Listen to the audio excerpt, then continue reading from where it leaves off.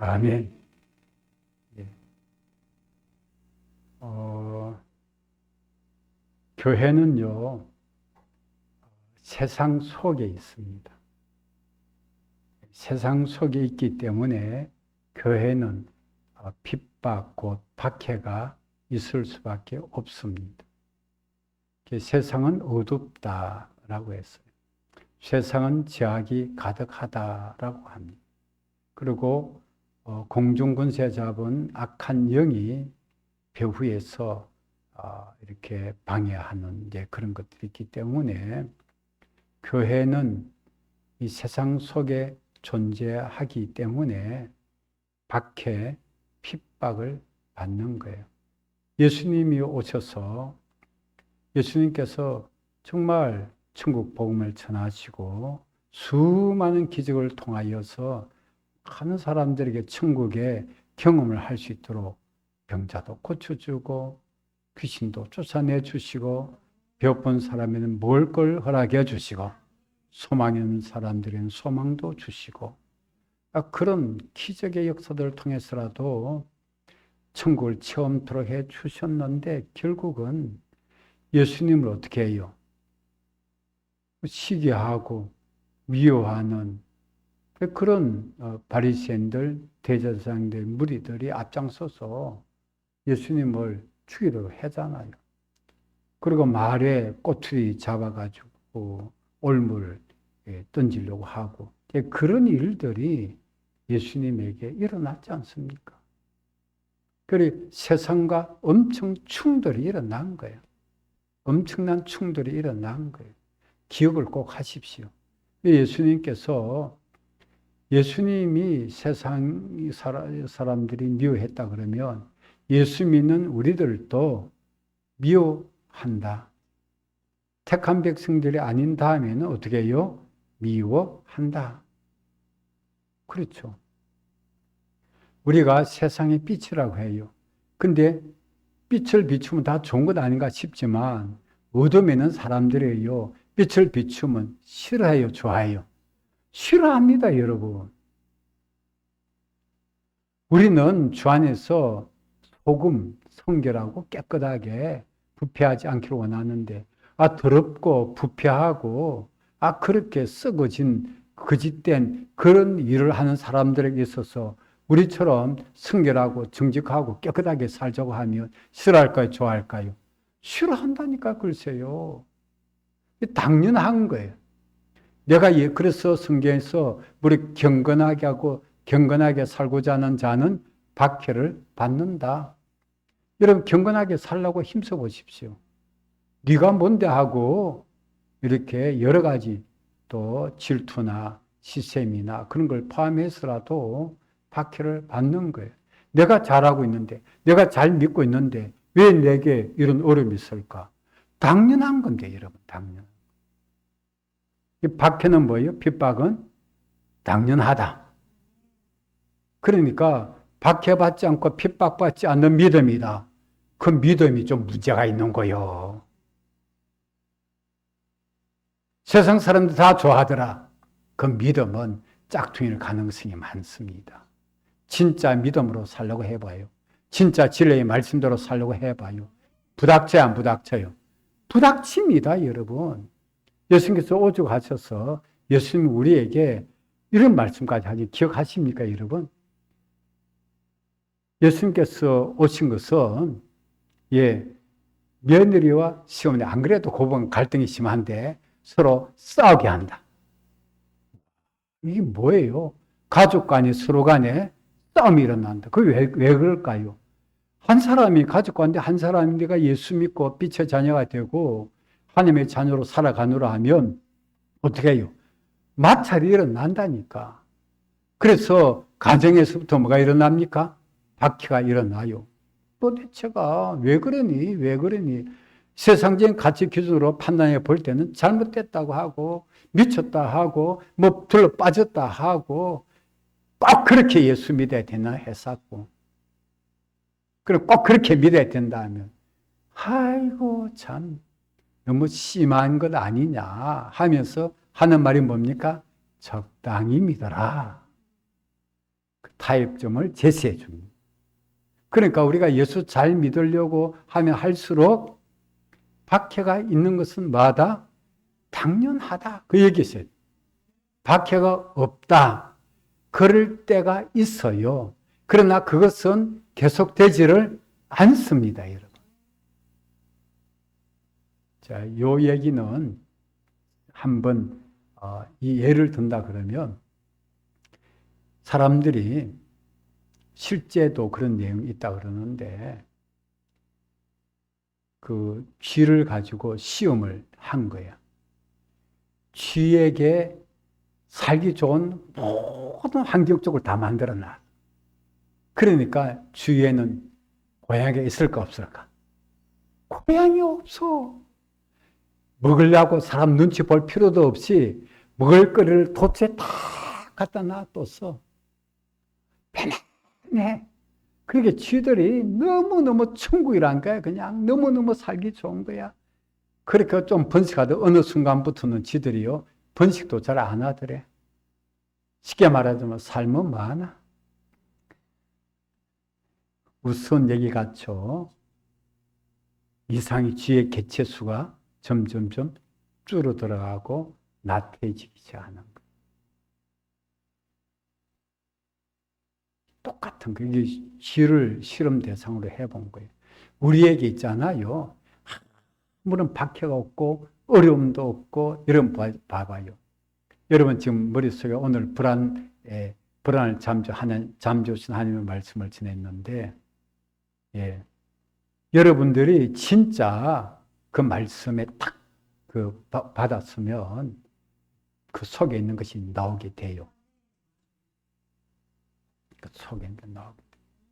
그런데 중요한 건 뭐냐면 세상에 불안 요소가 있기 때문에 우리가 뭐가 있어요? 정신을 단디에 차려가지고 그래 다니지. 뭐 불안한 것이 없다. 어떻습니까? 그러면 집에 현관문을 잠글까 안 잠글까? 안 잠가. 금고가 있으면 금고 문도 열어놔버려. 창문도 어떻습니까? 열어놔버려. 더운데 뭐 이렇게 창문 열어놔버려. 신경 써요 안 써요? 뭐 신경 안 써요. 우리나라가 좀 안전하다 그러지만 새벽 2시나 3시에 혼자서 방거리 여자분이 걸어간다 그러면 좀 그 주변이 좀 신경 쓸까 안 쓸까? 할매도 신경 써요. 신경 쓰는 거야. 그런 것이 없이 살아간다고 생각해봐요. 그리고는 일을 안 하는데 국가에서 제가 늘 얘기하잖아요. 제가 대통령 출마를 하면 벌써 됐다니까. 난 무조건 65세가 아니고 전국민 대상 1인당 300만씩 국가에서 지급해 준다. 이 정도 좀 공약을 내 그러면 4인 식구 어떻습니까? 1,200만 원 계산 금방 하네. 그러면 일할 필요가 있어 없어? 몰라 일을 해. 국가에서 돈 다 대주는데. 그리고는 병원 가면 뭡니까? 무료로 다 해줘. 학교도 무료로 공부 다 시켜줘. 학생들 공부할 필요가 있어 없어? 공부하면 뭐 하는데? 국가에서 돈 다 주는데. 그래, 한 3년 하다가 나라 그들 내먹고, 그 다음에 이제 도망가면 돼. 화성으로 가든지, 지구를 떠나가면 돼. 그렇죠? 잘 생각해 봐요. 그럼 먹을 거리 풍족하지. 그렇죠? 뭐 아프면 전문 의사들이 다 달라붙어서 치료 다 해주지. 걱정거리가 없어. 아무리 뭐 어버이날 지내본들 자녀들 때문에 걱정 안 하는 부모가 세상에 있을까 없을까? 90대인 할아버지 할머니도 60, 70대 아들, 딸 걱정합니다. 그게 세상이잖아요. 걱정거리가 없니까? 너무너무 효도를 잘해. 너무너무 부모의 마음을 안심시켰죠. 그리고 자녀들 입장에서 엄마 아빠에 대한 걱정이 하나도 없어. 어떻습니까, 여러분? 아무 걱정 없다고. 한 몇 달은 좋겠죠. 그 다음부터 슬슬 다른 거 찾기 시작한다. 뭐 좀 자극적인 것이 없는가. 이렇게 해가지고 이상한 데로 빠지기 시작하는 거예요. 망가져요, 사람이. 망가져. 좋을 것 같습니까? 항상 맑은 날씨만 있으면 어떻게 우리 살아가는데 지장이 있어요. 비도 오고 바람도 불어야 돼요.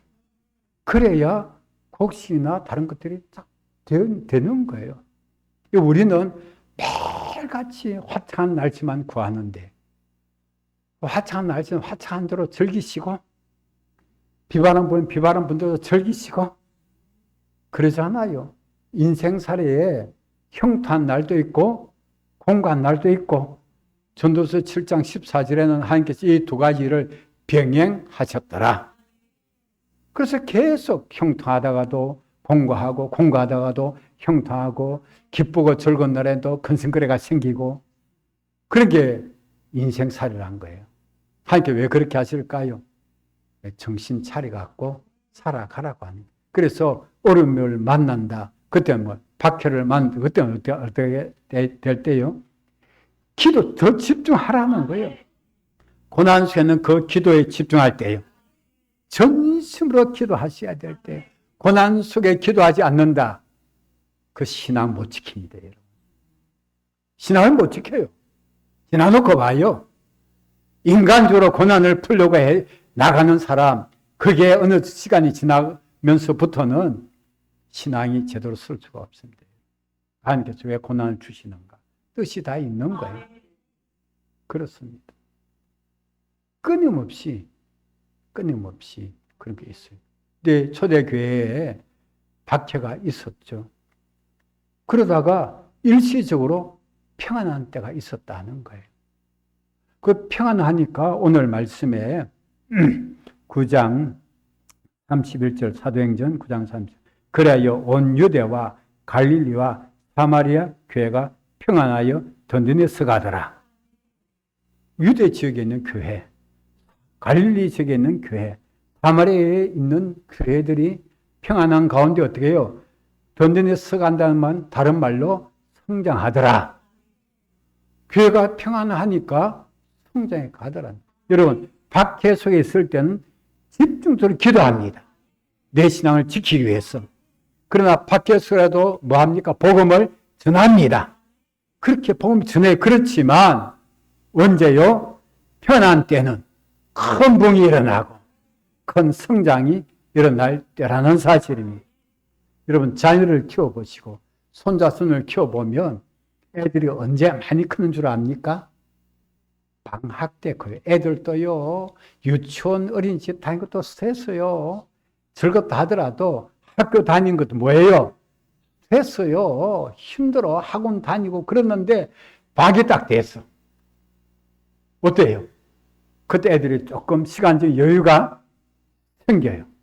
아침에 늦잠도 잘 수 있고 그러겠잖아요.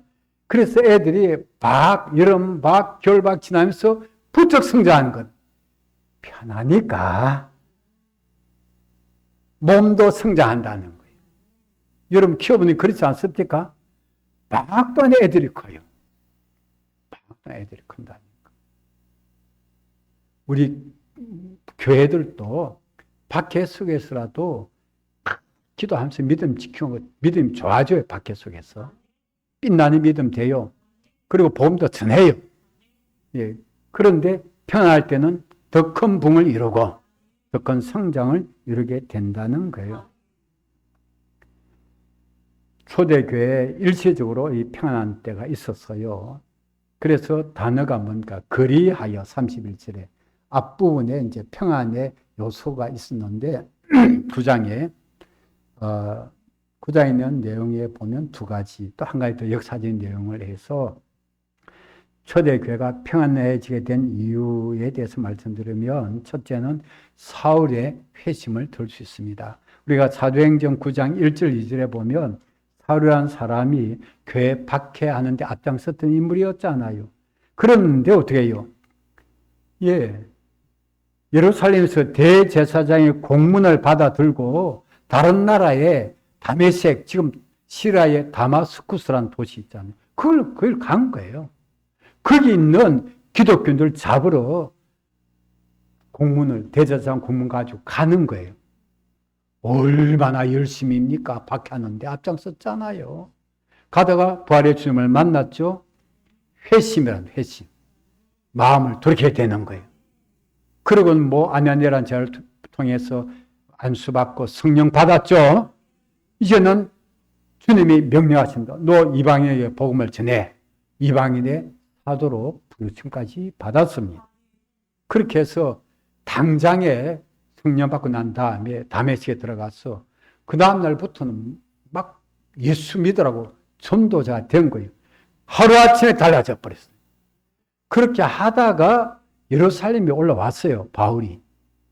그 예루살렘에 올라왔는데 예루살렘에는 여러분 유명한 성경에 스데반 집사님이 순교할 때 돌로 던져 때려 죽일 때 앞장선 인물이 바울이 있잖아요.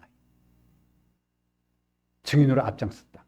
그러니까 사울은 예루살렘 교회 내에서도 아주 표현을 좀 심하게 하자 그러면 악질 박해자였던 거예요. 근데 그 사람이 예수 믿었대. 그리고 예루살렘에 왔어. 그리고는 사울이, 이름이 사울로 나오죠. 믿음의 성도들, 제자들과 서로 교제하려고 한다는 거예요. 그랬을 때 믿을 수 있을까, 없을까? 우리 마음이나 예루살렘 교회 성도들 마음이 똑같았어요. 똑같은 것이 오늘 사도행전 9장 26절에 나와요. 26절에 읽어드리면 사울이 예루살렘에 가서 제 아들을 살리고자 하나 다 두려하여 그가 제 이름을 믿지 아니하더라. 저거 가짜일 수가 있어.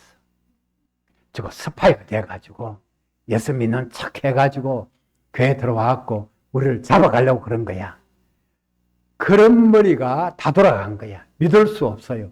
그렇게 극렬하게 박해자가 어떻게 하루아침에 예수 믿는 사람이 됐고 전도한다고 믿을 수가 없었다는 걸 이해해. 그럴 때 바나바라는 제자가 사울에 대해서 다메섹 가는 길에 주님을 만나고 성령도 받고 변화되고 회심하고 이방인의 전도자가 됐다는 거 설명 상세히 해준 내용이 이제 27절이에요.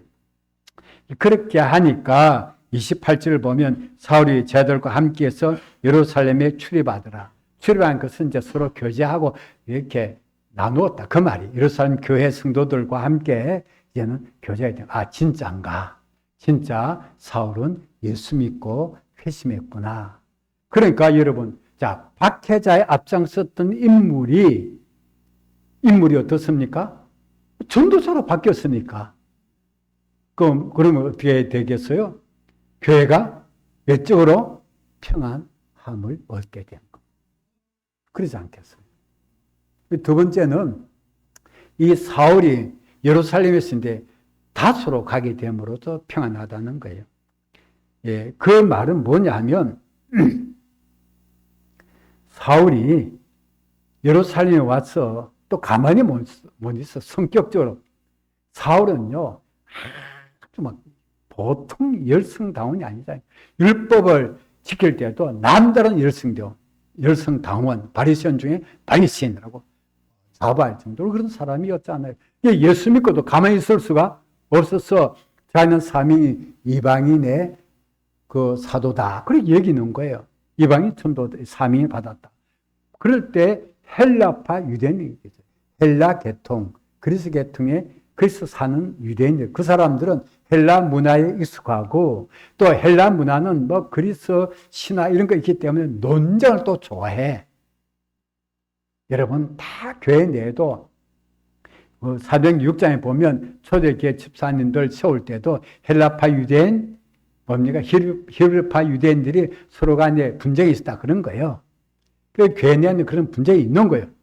그랬을 때 헬라파 유대인들과 막 말씀에 대해서 예수님에서 논쟁을 벌이는 거예요. 왜냐하면 그 구약 성경에 능통한 학자잖아요. 사울이. 질가닥이 없는 거야. 그러니까 또 열받은 헬라파 유대인들이 뭡니까? 논쟁하다가 막 그냥 가만히 둘 수가 없어요. 예. 29절 봐. 또 주 예수 이름으로 담대히 말하고 헬라파 유대인들이 함께 말하며 별 안에 그 사람을 아르고 죽이려고 힘썼다. 여러분 함부로 건드리면 죽이려고 힘써요. 사울은 율법을 가지고도 구약성을 가지고 얼마든지 예수님을 전할 수 있는 거예요.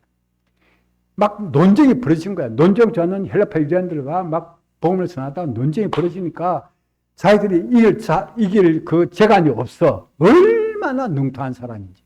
그러면 어떻습니까? 이길 재간이 없으면 죽이려고 하는 거야. 죽이려고 힘쓰니까 이런 일이 벌어지니까 어때요? 야, 이렇게 되면 큰 사건이 벌어지겠다 해가지고 사울이 계속 예루살렘에 머물면 안 되겠다 해서 제자들이 또 다른 사도들이 이제 사울을 부릅니다. 여기 있으면 논쟁거리가 더 많이 일어나고 그래 되면 우리 이거 교회가 앞으로 좀 평안하지 못하고 이러면 안 되겠다. 그래서 잘 설득해요. 그럼 어떻게 하면 좋겠어요? 하니까 너 고향이 다소잖아. 다소는 지금은 저기 뭐 터키 지방 쪽에 그리로 간 게 좋겠다. 다소로 가려고 그러면 이제 그래서 육로로 가기보다는 배를 타고 가야 되니까 가이사랴가 항구예요. 항구 쪽으로 이제 내려가서 거기서 배 타고 다소라는 곳으로 보내는 거예요. 그래서 30절을 보면 형제를 알고 가이사랴로 데리고 내려가서 다소로 보내니라. 다소에 있게 되었어요. 예. 논쟁이 사라졌어요. 교회 외적으로 평안해졌습니다. 세 번째는 역사적으로 그 당시에 로마의 황제가 칼리큘라라는 황제였어요. 아마 갈리큘라라고 말을 하기도 하죠. 갈리큘라라는 유명한 황제가 있는데 이 황제가 박해를 심하게 하는 가운데 예루살렘 이스라엘 사람들 그토록 유대인들이 이렇게 귀하게 여기는 구별된 공간을 여기는 예루살렘 성전에 갈리큘라 황제가 자기 동상 세우겠다고 나서는 거예요. 그러면 유대인들이 어떻습니까? 극렬하게 반대를 하는 거예요. 혼란이 막 크게 일어나는데 그럼 누가 어떻게 했는지 모르지만 갈리큘라 황제가 암살을 해서 죽어버렸어 그냥. 그러니까 그 논란도 반발도 잠잠해지게 된 거예요. 이런 세 가지 요소로 그 당시에 일시적으로 교회들이 어떻게 해요? 평안해졌더라. 그래서 31절에 그리하여가 나오게 된 것입니다. 두 번째로 교회가 평안한 중에 든든히 세워졌더라. 31절 말씀이죠. 교회가 평안하여 든든히 서가고 이 말이 교회가 평안한 중에 성장했더라. 그런 말씀입니다. 내외적으로 논란도 잠잠해지고 박해도 좀 잠잠해지고 그런 일이 벌어졌죠. 그러니까 교회는 평안한 가운데 복음 전도에 집중할 수가 있었죠. 내외적으로 논쟁이나 박해가 좀 짜증나들었다. 잠잠해졌다는 거. 평안할 때 뭐요? 집중 전도했다. 우리가 교회는 내외적으로 평안하면 하나 되어 성장해 나갈 수가 있습니다. 그러므로 교회가 평안하기 위해서는 우리 각자가 먼저 내가 어떻게 해요? 주 안에서 평안해야 합니다. 내가 평안해야 돼. 오늘 주일 예배 말씀이 그러잖아요. 하나님은 불안을 잠재우신다. 하나님 안에서 내가 어떻게 해요? 평안해야 돼. 내가 평안해야 돼. 여러분, 내가 불안하면 가정이 뭡니까? 불안해지는 거예요. 내가 불안하면 교회도 불안해지는 거예요. 내가 불안하면 모임 자체가 어떻게 해요?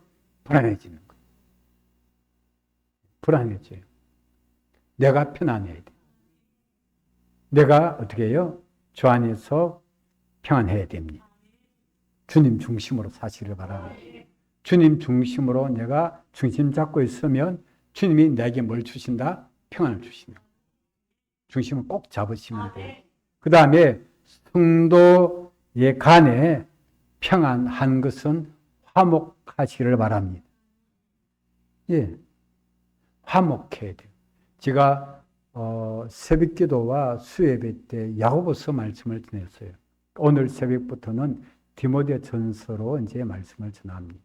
하나님께서 제가 일시적으로 이제 예배를 설교할 수밖에 인도하고 설교하게 됐는데 하나님께서 주시는 그 말씀이 뭘까 기도하는 가운데 새벽기도 그 중에서 또 어떤 부분을 수예배의 말씀을 전합니다. 저는 야고보서를 통해서 저 자신도 굉장히 은혜를 많이 받았어요. 신앙적으로 분별하는 것이 너무너무 많이 놀라움들이 있는데 야고보서에 보면요 그런 말씀이 있었어요. 서로 비방하지 말라. 형제들아는 것은 같은 교인을 두고 말하는 것. 그 다음에 형제라 서로 원망하지 말라. 서로 탓하지 말아야 된다. 누구 탓 하지 마세요. 우리의 폭이 넓어져야 돼요. 분별은 해야 돼. 신앙적인 분별은 잘 해야 된다. 여러분 보셨어요? 제가 그동안 2달 동안에는 신앙적인 분별에 관한 말씀만 주로 증거했어요. 기억하십니까? 분별을 잘 해야 된다. 5월 달부터는 달라졌어요. 아십니까? 그럴 때 말씀을 잘 받아들이셔야 돼요. 그럴 때 분별력을 가지셔야 돼요. 그러지 않으면 앞으로도 반복되는 일이 계속 일어나게 될 겁니다. 분별 못하면 그래야 돼요. 그 말씀을 통해서 분별을 하도록 한 거예요. 유튜브에 지난날 영상이 다 나와 있으니까 한 번씩 쭉 들어보십시오. 그걸 들으시면 분별이 될 수가 있어요. 예. 그 탓은 하면 안 돼요. 어떻게 해야 돼요? 상대방이 어떻게 나오든지 나는 내 할 것만 하면 돼. 탓하고 원망하면 하나님 앞에 심판받는다니까. 내가 심판받으려 하면 돼요, 안 돼요? 안 되죠. 탓하면 그래야 돼. 원망하면 그래. 원망하고 탓하는 사람은 이미 하나님 앞에 심판받게 돼 있어요. 그걸 뭐라고 말할 필요가 없었어요. 나는 원망하지도 말고 탓하지도 말고 나는 내 할 일만 하면 돼요. 그게 주님 중심의 신앙입니다. 예. 그게 성도 간에 평안하게 하는, 화목하게 하는 신앙이 되어지는 거예요. 여러분, 성령께서 평안으로 역사하시면 교회는 어떻게 해요? 평안해야 든든하게 성장해 나갈 수가 있는 거예요. 그리고 교회 외적으로도 박해와 갈등이 해소돼야 된다. 그래서 저는 우리나라에 신앙의 자유가 지켜지도록 기도하고 있잖아요. 이상한 법이 만들어진다라든지 그런 제약이 있다든지 그러면 신앙의 자유가 그 어려움을 겪게 되면 어떻게 돼요?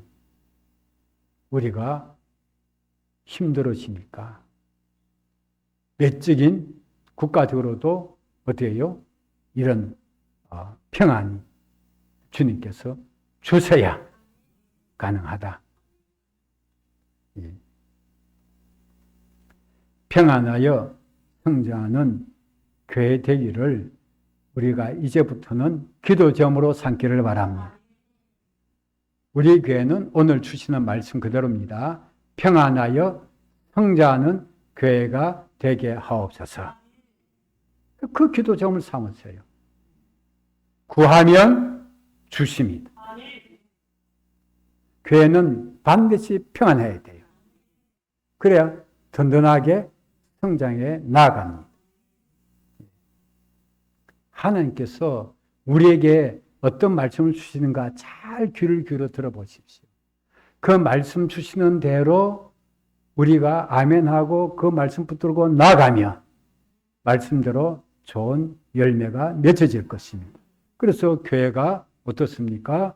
평안하여 성장해 갈 수밖에 없는 거예요.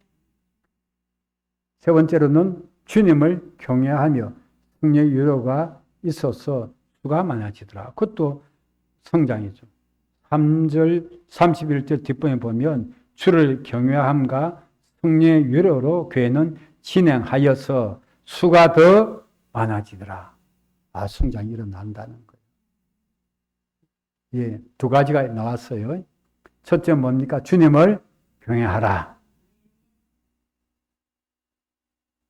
예. 여러분, 경외하는 마음은요, 어디서부터 나오느냐 하면요, 우리가 주님, 사랑의 주님, 사랑의 아버지, 은혜로우시고 자비하신 하나님, 공의리 풍성한 하나님으로만 자꾸 생각을 하기 쉬운데, 성경에 경외란 것은 두려움이란 뜻이죠. 경외심은 어디서 나오느냐 하면요, 하나님을 거룩하게 여김에서 나오는 거예요. 거룩하신 하나님 앞에 내가 있다고 생각해 보십시오. 나는요, 감히 머리를 들 수가 없어요. 어떻게 거룩하신 하나님 앞에 내 머리를 들 수 있겠어요? 거룩하신 하나님 앞에 나의 온갖 더럽고 악하고 그런 죄악들이 다 드러나는데 내가 어떻게 하나님을 경외하지 않을 수가 있겠습니까? 하나님을 그렇게 여길 줄 알아야 경외심이 있습니다. 그렇게 여길 줄 모르기 때문에 함부로 여기는 거예요, 하나님을. 함부로 여기지 마십시오. 그러면 경외함이 없습니다. 여러분, 교회에 나오는 분들이 너나 할 것 없이 우리가 하나님을 경외하는 마음에서 주님께 예배 드리잖아요. 예. 그런 부분이 오늘날 너무 많이 이게 무너져 내려가지고요. 경외심이 많이 부족한 것 같아. 경외심이 많이 부족해져요. 그래서 요즘 CCM송 가운데서도요, 너무 은혜롭지 못한 그 CCM송들도 나오고 있어요. 하나님을 경외하고 함께 경배하는 찬양이 안 되는 거예요. 이상한 걸 경배하고 이상한 걸 찬양하는 그런 찬양곡들이 현실적으로 나옵니다. 두렵습니다, 지금은. 뭐가 없어요? 경외심이 없어요. 그냥 즐겁게 율동하고 막 부르는데 아닌 거야. 그래서 경외심은 제가 이 경외심을 어떻게 설명하면 좋을까 기도하는 가운데 이걸 정리를 좀 100%는 아닐지라도 바로 내려주면 하나님을 그렇게 여기는 마음에서 경외심이 나오는 거예요. 하나님을 거룩하게 여기지 않는 사람은 경외하지 않습니다. 그래서 지혜도 어떻습니까? 잠언 9장 10절의 말씀처럼 여호와를 경외하는 것이 지혜의 근본, 시작이다. 하나님을 경외하지 않는 사람은요, 지혜가 하나님이 지혜가 없어요. 보면 하도 우리가 너나 할 것 세상 지혜 잔머리도 쓰고 그렇게 살아가잖아요. 근데 그것은 한 20% 정도만 쓴다 하더라도 100% 못하면 한 8, 90%는 하나님의 지혜를 써야 돼. 그런데 8, 90% 이상을 심지어 99%까지 세상 지혜를 다 쓰고는 1%만 하는 지혜를 쓰려 한다. 안 되는 거예요. 그 결국 뭐예요? 하나님을 경외하는 마음이 없어. 하나님의 지혜가 시작도 안 돼요. 시작이 안 됩니다. 하나님의 지혜는요, 내가 하나님의 지혜로 세상을 대체해 나가잖아요. 그러면 세상 지혜를 가진 사람들이 교회를 다니든 안 돼도 상관없어요. 교인들이 더 심할 수가 있어요. 나를 바라볼 때 어떻게 이길까요? 예, 안 좋게 싫어할 수가 있어요. 다 좋아할까요? 안 좋아합니다. 예수님이 하나님의 지혜로 진리의 말씀 딱 선포하니까 그걸 싫어가지고 그렇게 잡아 죽으려 하다가 십자가 못 박아 죽여버리잖아요. 아십니까 이거? 우리가 예수 믿으면 다른 사람 다 나를 좋아할 것이야. 안 좋아합니다, 여러분. 기억하세요. 안 좋아한다니까. 우리의 행실을 한 번 보고 착한 일 좀 하네, 사람 좀 달라진다 하고 인정은 해줄 수 있어요. 그러나 나를 좋아하는 것은 아니다. 그렇죠. 우리는 그들을 어떻게 해요? 사랑하며 복음을 전하는 것이죠. 이게예요. 우리가 많이 내가 예수 잘 믿고 말씀대로 바르게 살면 다 좋아질 거라 생각하는데 안 그렇다니까. 그렇죠. 초반에 말씀드린 것처럼. 여기서 이제 그 신앙의 착각이 시작되어지는 거예요. 당연하다. 그래서 늘 우리는 깨어있어야 되고 주님 중심으로 경외하는 사람이, 주님을 경외하는 사람이 주님 중심이 돼요. 그러지 않으면 주님 중심이 안 됩니다. 사람 중심이 되고 세상의 가치관 중심이 돼가지고 이리 흔들 저리 흔들 날마다 흔들리다가 끝나는 거죠. 주님께서 주님 중심의 신앙자들의 교회에 주님의 백성들을 보내주십니다. 그래 수가 많아진다니까. 우리가 주님 중심으로 주님을 경외하면 딱 신앙생활 해봐요. 그러면 어때요? 주님 알아가지고 저기에 보내줘야 되겠네. 여러분 주님이 보내주시면 어렵지 않습니다. 크게 성장해 나가죠. 그 다음에 성령의 위로가 있는 교회는요. 이 성령의 위로는 성령의 우리에게 뭡니까? 보살핌이 있죠. 위로의 성령이시니까 보혜사 성령이라는 거죠. 위로의 성령이죠. 우리를 늘 옆에 서서 우리를 위로해 주는 성령님이신데 그분은 우리에게 평소에 감동을 주시고 감동을 따라 우리를 인도해 주시는 분이에요. 그러므로 성령의 감동과 인도를 따르는 성도에게는 뭐가 있습니까? 성령의 위로가 있어요. 성령께서 보살펴 주는 것이 신기해요. 피할 걸 피하게 해주시고, 예, 큰 어려움도 살짝 피하면 큰 어려움을 안 만나고 작게 끝나요. 그러잖아요. 진짜 그래요. 이런 걸 우리가 알게 되면 하나님이 은혜로 보여 주신다. 은혜의 보호막이라는 사실을 깨닫기 시작하면요. 깜짝 놀랍니다. 하나님 은혜의 보호막으로 우리를 지켜주시면 누가 못 건드린다니까. 좀 건드려도 그 사람을 하나님께서 맡아주시니까. 근데 내가 나를 지키려 해봐요. 못 지켜요. 어떻게 지키겠어요? 내가 우리 가족을 어떻게 지키겠어요?